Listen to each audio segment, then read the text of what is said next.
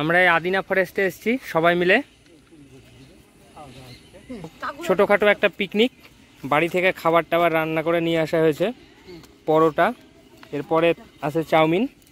এই যে মাসি এসছে, মা এসছে, এই যে আরেক মা এসছে, এই যে পূজা রানী আমাদের, এই যে আমাদের খাবার ডিস্ট্রিবিউশন হচ্ছে। এই যে আমরা আদিনা ফরেস্টের ভেতরে ঢুকছি। অনেক দিন ধরে আসার ইচ্ছা ছিল, কাছের জায়গায় আসতে অনেক লেট। খুব সুন্দর চারিদিকে ফরেস্ট, আর আবহাওয়া খুব সুন্দর, কারণ ফরেস্টের ভেতরে এমনি ঠান্ডা হাওয়া, আর আজকের ওয়েদারও একটু মেঘলা মেঘলা, তো বেশ ভালো আবহাওয়া। ফরেস্টের ভেতরে ঢুকছি।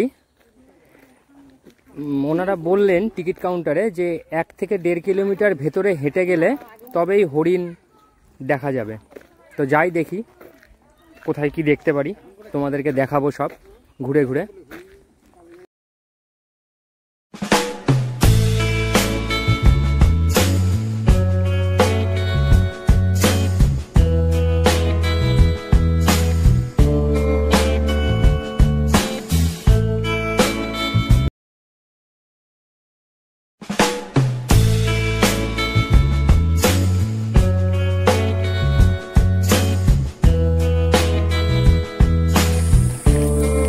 সামনের দিকে এগিয়ে যাচ্ছি, এখনো আসল জায়গায় এসে পৌঁছায়নি। ওখানে নাকি হরিণ আর 1-2টো নীলগাই দেখা যায়, তো দেখি কি কি দেখা যায়। এটা একটা পাখিদের থাকবার ব্যবস্থা। এটা যতদূর সম্ভব এক ধরনের কাকাতুয়া, সাদা রঙের। ভেতরে আরও ছোটোখাটো পাখি দেখা যাচ্ছে, কিন্তু মোবাইলের ভিডিওতে সেটা আনা সম্ভব নয়, কারণ নেট দিয়ে ঘেরা। এই যে একটা ময়ূর,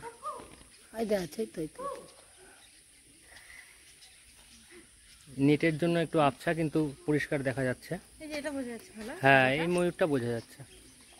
এই যে এখানে একটা পার্কের ব্যবস্থা, ছোটোখাটো একটা পার্ক। বাচ্চারা আসলে, লোকজন আসলে এখানে একটু বিশ্রাম নিতে পারে, বাচ্চারা খেলাধুলা করতে পারে।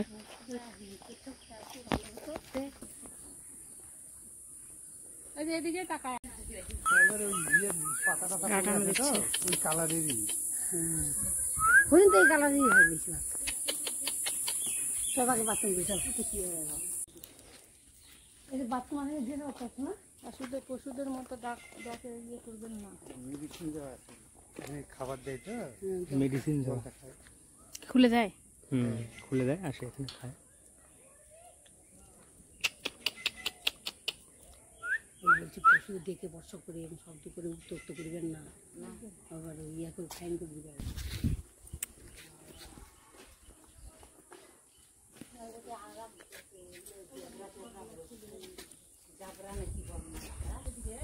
চিতা আছে,